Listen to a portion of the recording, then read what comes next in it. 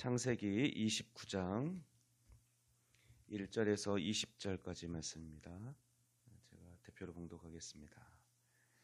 야곱이 길을 떠나 동방 사람의 땅에 이르러 본즉 들에 우물이 있고 그 곁에 양 셋 떼가 누워 있으니 이는 목자들이 그 우물에서 양 떼에게 물을 먹임이라.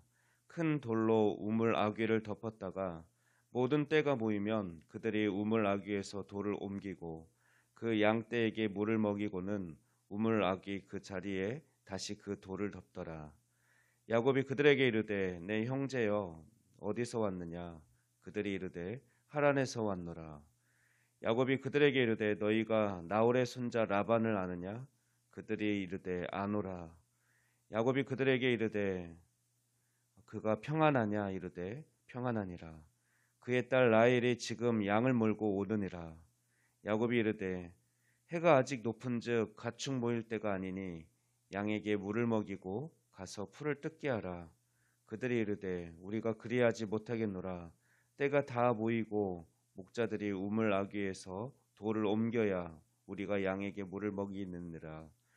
야곱이 그들과 말하는 동안에 라헬이 그의 아버지의 양과 함께 오니 그가 그의 양들을 치고 있었기 때문이더라. 야곱이 그의 외삼촌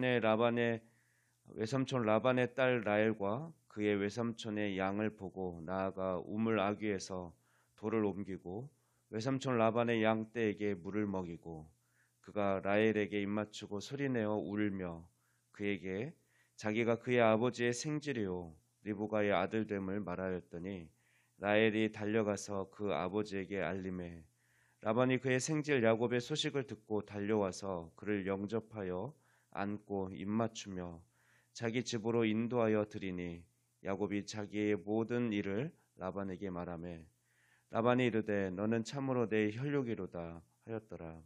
야곱이 한 달을 그와 함께 거주하더니 라반이 야곱에게 이르되 네가 비록 내 생질이나 어찌 그저 내 일을 하겠느냐? 내 품삯을 어떻게 할지 내게 말하라. 라반에게 두 딸이 있으니 언니의 이름은 레아요 아우의 이름은 라헬이라. 레아는 시력이 약하고 라헬은 곱고 아리따우니 야곱이 라헬을 더 사랑함으로 대답하되 내가 외삼촌의 작은 딸 라헬을 위하여 외삼촌에게 7년을 섬기리이다. 라반이 이르되 그를 내게 주는 것이 타인에게 주는 것보다 나으니 나와 함께 있으라. 야곱이 라헬을 위하여 7년 동안 라반을 섬겼으나 그를 사랑하는 까닭에 7년을 며칠같이 여겼더라. 아멘. 오늘 본문을 보면 하나님을 만난 야곱은 아마도 가벼운 발걸음으로 하란까지 도착할 수 있었을 것입니다. 왜냐하면 하나님께서 야곱과 어디를 가든지 언제나 함께 하겠다라고 약속하셨고 이런 하나님의 관심과 사랑을 받은 야곱은 이제 용기를 내어서 새로운 삶을 살아가기 시작하게 되었습니다. 그렇게 동방에 그렇게 기대와 또 새로운 관점으로 세상을 바라보는 눈으로 하나님이 함께 하신다는 확신으로 그렇게 하란 동방의 땅에 도착을 합니다. 동방에 도착한 야곱은 우물 곁에서 목자들과 양떼가 쉬고 있는 것을 발견하고 그들에게 질문합니다. 당신들은 어디서 왔습니까? 그러자 그들은 우리는 하란에서 왔습니다 라고 대답합니다. 아마도 야곱은 깜짝 놀랐을 것입니다. 꿈에서 하나님을 만나자 암울했던 자신의 삶이 평탄하게 시작하는 그 서막을 맛보았기 때문에 그렇습니다. 과연 하나님께서 함께 하신다라고 약속하셨는데 실제네. 내가 이렇게 순조롭게 하란으로부터 온 사람들을 만나다니. 그래서 야곱은 그들에게 라반의 안부를 묻습니다. 그러자 그들은 금세 대답하죠. 우리는 그 사람을 잘 압니다. 그리고 그의 평안함을 묻자 그가 평안하다라고 대답을 해줍니다. 그리고 그들은 더 나아가서 더 좋은 소식을 한 가지 더 알려줍니다. 바로 라반의 딸 라헬이 양떼를 몰고 오고 있다라는 좋은 소식이었습니다. 그리고 야곱의 인생이 이렇게 바뀐 것을 우리가 알 수 있는 것은 아마 야곱은 자신의 유익을 위해서, 자신의 이익을 위해서만 살아가던 인생이었는데 야곱은 그의 시선을 들어서 다른 사람의 삶에도 삶도 돌아보고 간섭을 하기 시작합니다. 그들이 이제 물을 먹이려고 계속 기다리고 있으니까 아직 해가 떠 있으니 어서 빨리 물을 먹이고 더 나가서 풀을 뜯겨라. 그렇게 다른 그 목자들의 일을 또 간섭하려고 하죠. 그러는 사이에 이제 라헬이 도착했고 라헬을 맞은 야곱은 양떼를 위해서 우물아귀에 돌을 옮겨주고 물을 마실 수 있게 한 후에 입 맞추고 인사하면서 울며 인사를 합니다. 자신이 그동안 어떤 힘든 과정이 아마 생각나서 그럴 수도 있고 드디어 외삼촌 집에 도착했다라는 그 안도감에서 것이었을 것입니다. 그렇게 울며 자신을 소개하자 라헬은 집으로 달려가서 그 기쁜 소식을 또 아버지에게 얘기합니다. 그러자 13절 14절 보면 또 라반은 기쁨으로 달려와서 야곱을 얼싸안고 입맞추며 그렇게 기쁨의 만남이 이루어집니다. 그리고 야곱은 한 달 동안 그렇게 외삼촌 집에서 지내게 됩니다. 그러나 아무리 반가운 친척과 형제라도 사실 사흘 정도 지나고 나면 조금씩 부담되죠. 떠났으면 하는 그런 마음이 들 텐데 야곱은 한 달 동안 머물면서 아마 외삼촌의 일을 잘 도우면서 지냈던 것 같습니다. 그러자 야곱이 자신의 조카지만 열심히 일하는 모습을 보니 부담스러웠을 것이고 공짜로 부려먹을 수가 없다라고 생각을 해서 이제 야곱에게 제안을 합니다. 사실 이런 모습도 늘 계산적이던 야곱은 새 사람이 되었다라는 것을 그렇게 외삼촌이 먼저 제안하거나 또는 자기가 먼저 외삼촌에게 제안을 하면서 내가 외삼촌을 위해서 이렇게 일할 테니까 얼마를 주세요라고 하지 않고 한 달이나 그렇게 외삼촌의 일을 했다라는 것은 야곱이 그만큼 변했다라는 또 증거이기도 합니다. 어쨌든 외삼촌도 양심이 있기 때문에 보상을 제안합니다. 그러자 야곱은 사랑하는 외삼촌의 둘째 딸 라헬을 아내로 달라고 합니다.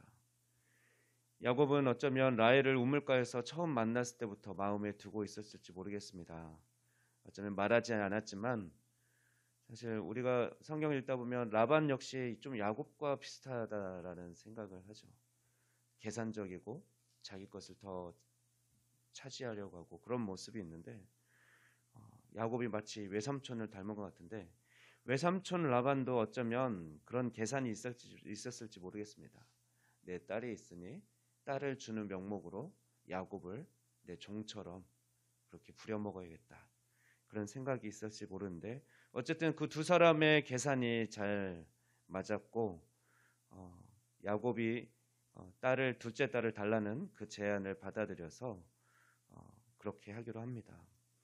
그래서 야곱은 라헬을 위해 7년을 일합니다. 그러나 야곱이 라헬을 사랑하는 까닭에 7년을 며칠같이 여겼다라고 말씀은 기록되어 있습니다. 혹시 여러분 최근에 출근하는 것이 힘든 분이 계십니까? 또는 살아가는 것 자체가 힘든 분이 계십니까? 그렇다면 여러분이 직장 내에서 사랑하고 섬길 대상이나 또는 그런 일을 한번 계획해 보십시오. 그럼 출근길이 가벼워질 것입니다. 또 가족이나 친구, 누군가를 또 어떻게 사랑하고 섬길 것인지 어떻게 그를 기쁘게 할지 계획하고 한번 실천해 보십시오. 이 세상을 기쁘게 살아갈 이유가 될 것입니다. 사랑하면 모든 것이 쉬워진다는 것을 기억하십시오. 바로 야곱이 그랬습니다. 그가 하나님의 사랑과 관심을 받게 되자 그의 시선이 바뀌었고 그의 삶의 태도가 바뀌었습니다. 그리고 라헬을 사랑하자 긴 7년의 일이 그 힘든 기간이 며칠같이 여겨졌습니다. 이제 말씀을 정리합니다. 야곱은 변화되었습니다. 그렇다면 야곱의 변신은 어디서부터 시작된 것일까요? 바로 그날 밤 광야에서 돌베개를 베고 자던 그날 밤 꿈속으로 찾아오신 하나님을 만난 그때부터 그의 인생은 새로운 출발을 하게 되었습니다. 사도 바울은 고린도 교회에 편지하기를 우리가 예수님으로 인하여 변화된 삶을 다음과 같이 설명합니다. 그런즉 누구든지 그리스도 안에 있으면 새로운 피조물이라. 이전 것은 지나갔으니 보라 새 것이 되었도다. 그리스도의 사랑이 우리에게 새로운 삶을 주었습니다.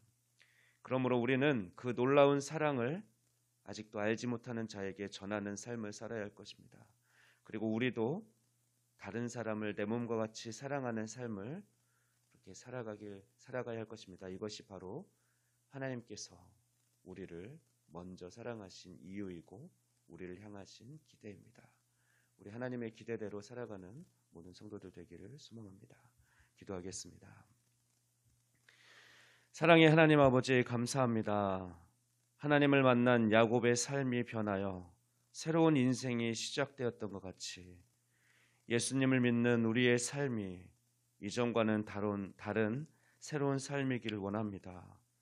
우리의 고집과 생각, 욕심을 다 내려놓고 오직 전능하신 하나님, 신실하신 하나님만을 의지하며 어떤 상황에서도 감사하며 기쁘게 하루하루를 또 살아가는 우리가 되게 하여 주시옵소서.